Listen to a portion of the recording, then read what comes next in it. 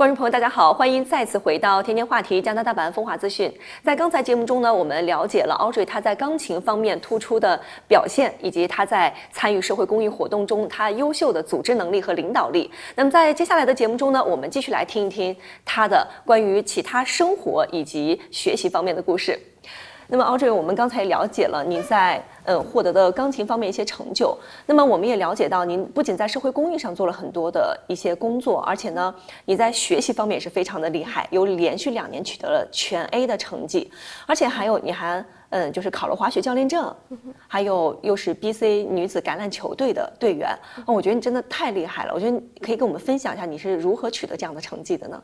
So I think a lot of it comes from, of course, how I was raised, like with my parents. Like since even like when I was in Hong Kong, like I've like been strictly like on schedule, like always having like extremely good like time management. I think is like one really foundational skill that helped me like really achieve all of this, and I'm very grateful for like how my parents have like raised me to be. And I think especially with academics, like I think it's important to kind of find this balance between like academics and like that rigor, but also like your hobbies and like your passions. So for example, for snowboarding, like getting my instructors, and also like for rugby, I find those two, like I categorize them as my hobbies because like they take my mind off things, especially when I'm really stressed with like a lot of heavy workload. And I think for academics, like I think finding this balance between like both of these like aspects of my life like really helps me like maintain both of them at a really high level, because like if you were to say like with academics, if I was just solely focused on it, like without like snowboarding and rugby,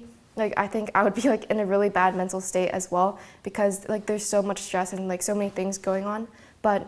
with these like sports and being able to like have so much fun with my friends and everything like outside of school, I think really helps me. 其实通过你这些经历，我觉得你是一个又能动又能静的一个女孩。那你觉得你是会更喜欢运动的橄榄球，还是安静的钢琴？会哪个更多一些？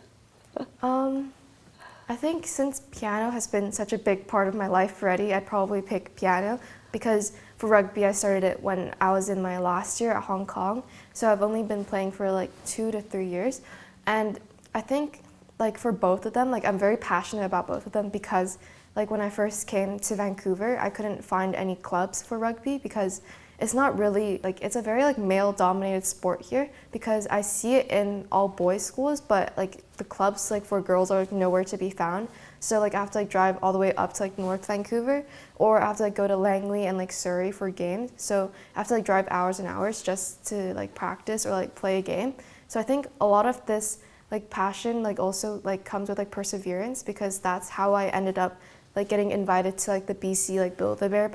camp for like under 15s like during last summer. So I think I'm very passionate about both of them, but like since piano has been like such a big part of my life and like I've dedicated so much to it, I would probably.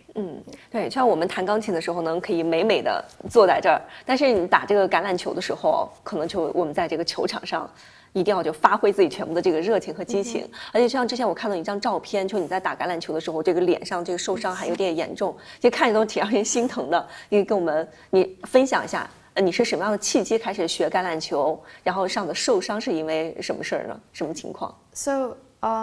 like originally I've been playing rugby for like the Marilomas, and then like I recently moved to Capilano, but last year I signed up with my friend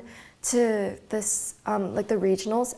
like last summer, and then I think through regionals I got scouted by one of the BC coaches to like they invited me to one of the Build-A-Bear camps like for under 15s, like under like the provincials, like just choosing like the top 40 prospects for like U15 girls and boys. And I think through that, like in our last I think actually right before that, like during regionals, like in our last game, it was pretty heated. And then what happened was basically, I think I was like tackling someone, and then like when the ball like goes down, like 2 people have to ruck like to get the like fight for the ball, and then like I got stuck like under it, so like someone's cleat like went up on my face, and then like it scratched like this area.